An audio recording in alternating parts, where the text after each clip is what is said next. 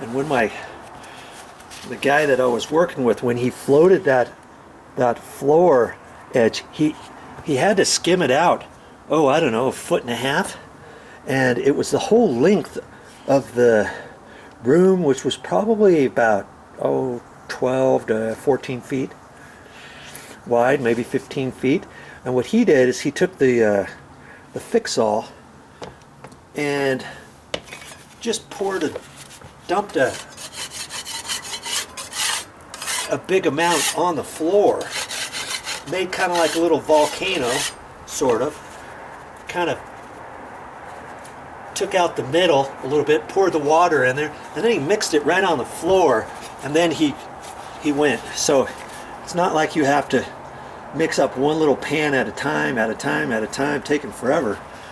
And in my case, I've got to mix it one bit at a time. I'm not going to put it on here and try to mix up some right here on the step. I guess I could. Yeah, I've never really thought of that. Now, before I go any further, I'm gonna kind of clean this up a little bit, sweep it off. Don't get so rambunctious that you forget to clean these edges off. Think, oh, I'll do it later, and then some of it flakes off into your project, or you try to wipe some of it off later when the other's wet. It's just, see, now you can just clean it right off. Don't try to do too much when you're putting the material on for the first time. If you get a little bit of edge, okay, you get a little bit of edge right there, and you can clean it off later. You can see where this is just slightly high. Right in here. Not very much, and it's not been down on the floor that long, so see, I can slightly scrape some of it off. That looks way better. It's just a little.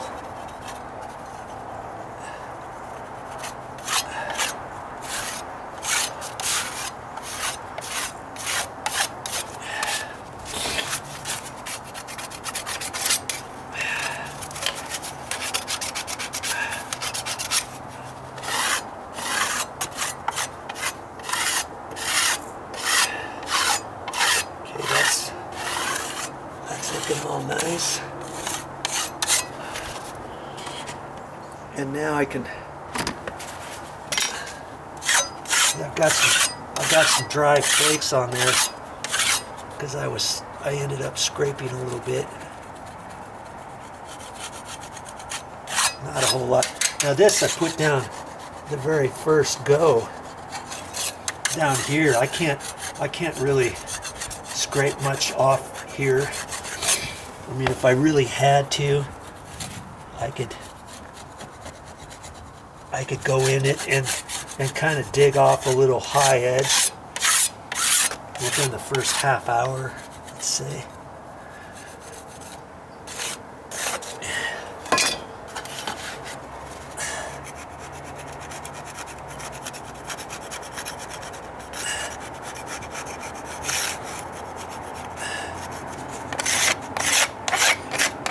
See where I have a dipsy doodle right there. It's a little low. I knew that. I kind of knew that from before.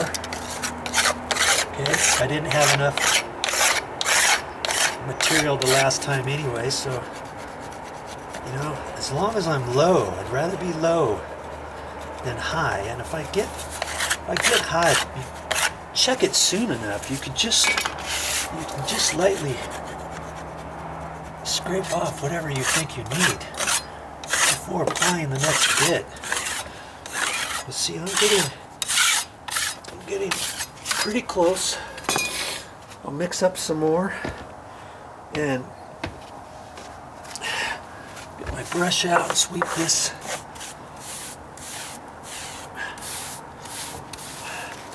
Just sweep it down onto the next step. or I can get my dustpan, whichever. But the next step has some stuff on it anyway, so. See, I just finished this bit here. It's dry enough for me to sweep on it, everything.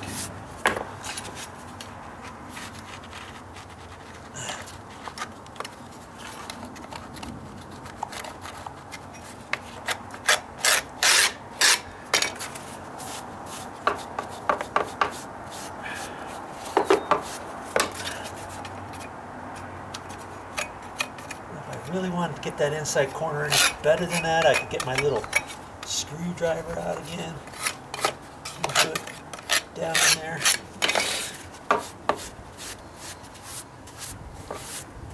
Okay.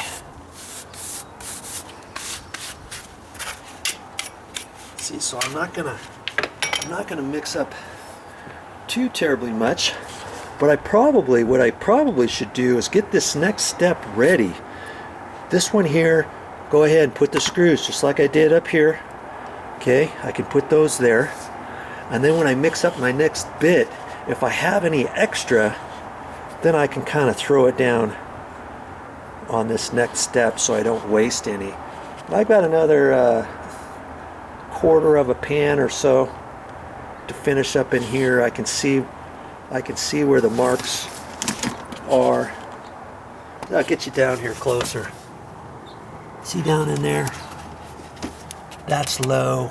Anywhere like that, I'm still low in here. I'm low right there. Here's some more right along there. And like I say, I'd rather be low than high.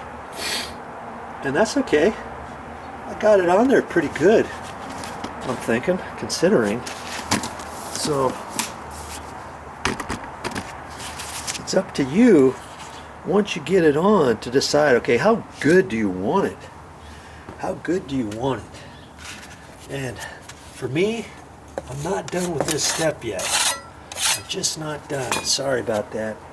I've got to mix up some more, and I'll be right back to continue on this step. See there, I got those screws in there. I lined them all up just like before, used my level, and have that all ready. So if I have any excess from the step above, I'll be able to put it down here. And I have to be mindful, got to be mindful that I need to cover up these screws too. On each stair riser, I can see that one's kind of missing a little bit, because when you pull it on, sometimes your material wants to drag on there, so you got to watch that, and just be ready to put some extra on there wherever you need to.